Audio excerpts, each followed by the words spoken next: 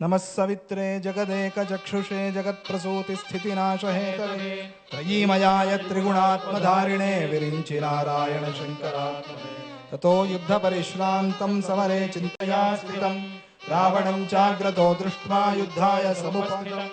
दैवतैश्च समागम्य द्रष्टुमभ्यागतो रणम् उपागम्याब्रवीद् राममगस्त्यो भगवान् ऋषिः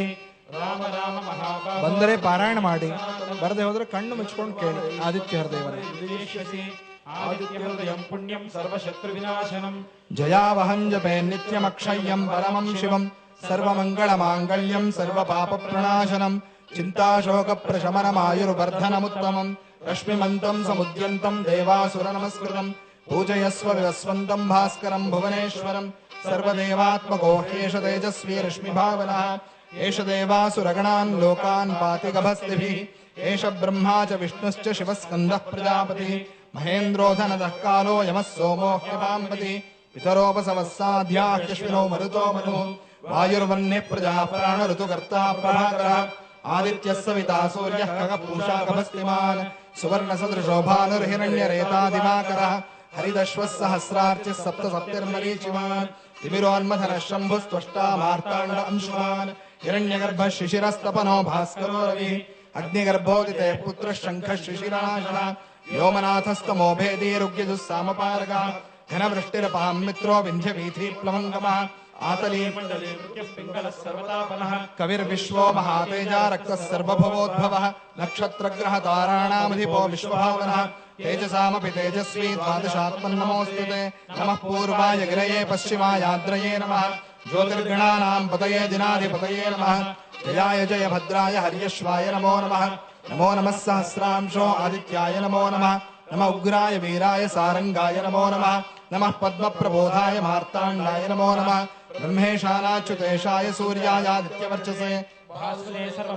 रौद्राय वपुषे नमः तमोघ्नाय हिमघ्नाय शत्रुघ्नायामितात्मने कृतघ्नघ्नाय देवाय ज्योतिषां पतये नमः तप्तचामीकराभाय वह्नये विश्वसाक्षिणे नमस्तमोभिनिघ्नाय रुचये लोकसाक्षिणे नाशयत्येष वैभूतं तदेव सृजति प्रभुः पायत्येष तपत्येष वर्षत्येष गभस्तिभिः एष सुप्तेषु जागर्ति भूतेषु परिनिष्ठितः एष चैवाग्निहोत्रं च फलं चैवाग्निहोत्रिणाम् वेदाश्चक्रतवश्चैव क्रतूनां फलमेव च यानि कृत्यानि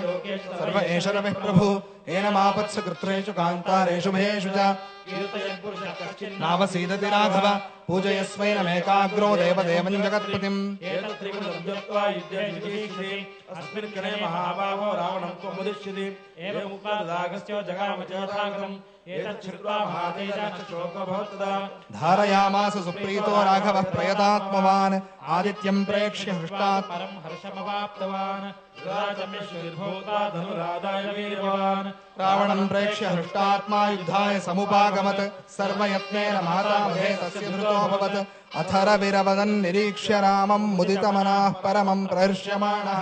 निशिचरपति संक्षयं विदित्वा सुरगणमध्यगतो वचस्वरेति ध्येयः सदा सवितृमण्डलमध्यवर्ती नारायणः सरसिजासनसन्निविष्टः केयूरवान् मकरकुण्डलवान् किरीटी हारी हिरण्मयवपुर्धृतशङ्खचक्रः मित्ररविसूर्यभानुखगपूष हिरण्यगर्भमरीच्यादित्यसवित्रर्कभास्करेभ्यो नमो नमः। जय बोलो सूर्य नारायण स्वामी की जय।